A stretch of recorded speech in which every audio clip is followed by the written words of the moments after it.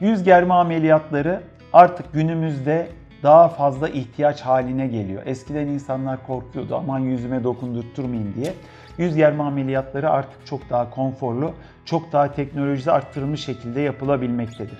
Yüz germe ameliyatları kişinin ihtiyacına göre dizayn edilebilmekte. Yani short scar facelift dediğimiz kısa izli yüz germede hemen kulağın önünden girerek yüzün yukarıya asılması söz konusu olabilmekte. Tabii bu hangi hastalarda ihtiyaç var? Orta yüzünde ortaya doğru sarkma olan hastalarda kısa izli yüz germe ameliyatları artık daha sıkça uygulanabilmekte.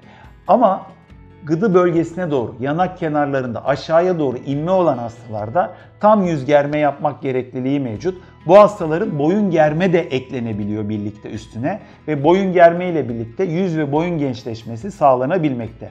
Yüz germe ameliyatlarında doktorun tecrübesi çok önemli. Yapmış olduğu ameliyatta anatomik yapıların korunması, yüze gelen sinirlerin korunması çok büyük önem arz ediyor. Hastalarımızın korkuları da bu noktada kaynaklı. Acaba yüz ameliyatı olacağım, yüzümdeki sinirlere bir şey olur mu?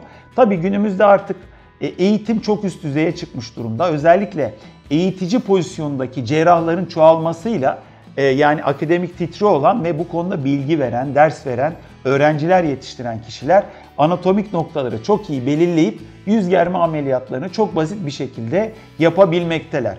Ameliyat sürecinin öncesinin değerlendirilmesi, hastanın değerlendirilmesi çok önemli. Yüzün hangi eksende gerileceği, hangi eksende yukarıya çıkarılacağı önemli.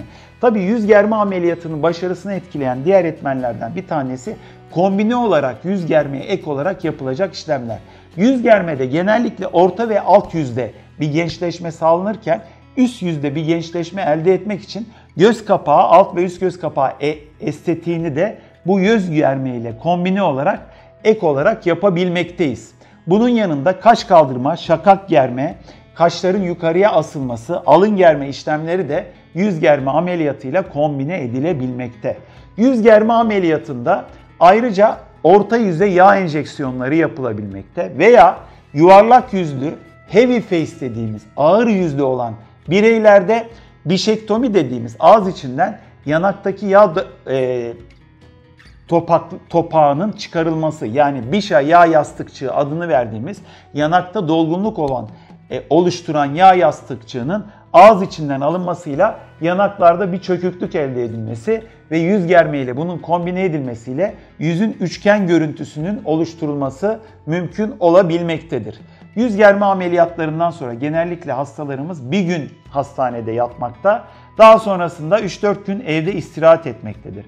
Ameliyatın yapılma derecesine göre short scar dediğimiz kısa izli yüz germe ameliyatlarında yaklaşık 4-5 günlük istirahat yeterli olmakta. Halbuki tam yüz germe ameliyatlarında aşağı yukarı 10 günlük bir istirahat süresi uygun görülmektedir.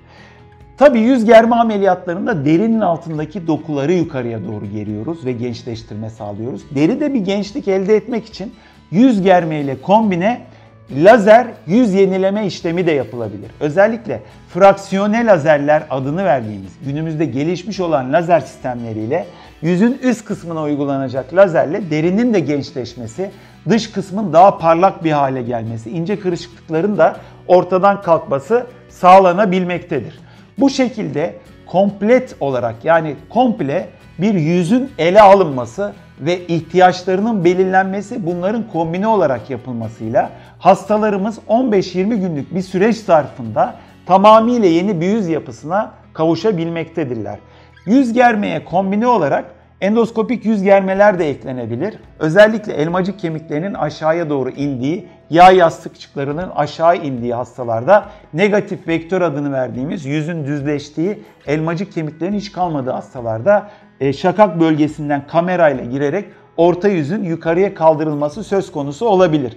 Tabi bu ameliyatlarda orta yüzün tam dengeli ayarlanması, simetrisinin ayarlanması, bu bölgenin sağlam bir şekilde kemiğe tutturulması ve uzun vadeli olarak bir sonuç almamızı sağlamaktadır.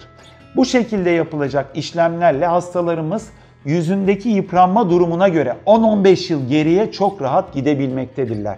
Tabii ki ihtiyacı olan hastaya da ihtiyacı olan işlemlerin yapılması burada gençleşmenin süresini etkileyen en önemli faktörlerden bir tanesi.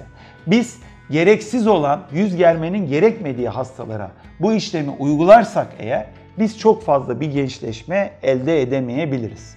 Bunların yanında ameliyat sonrası sürecinde dediğim gibi bazı işlemlerin uygulanması, termaj işlemleri veya kök hücre uygulamalarıyla bu yüz germenin daha da mükemmelleşmesi söz konusu olabilmektedir.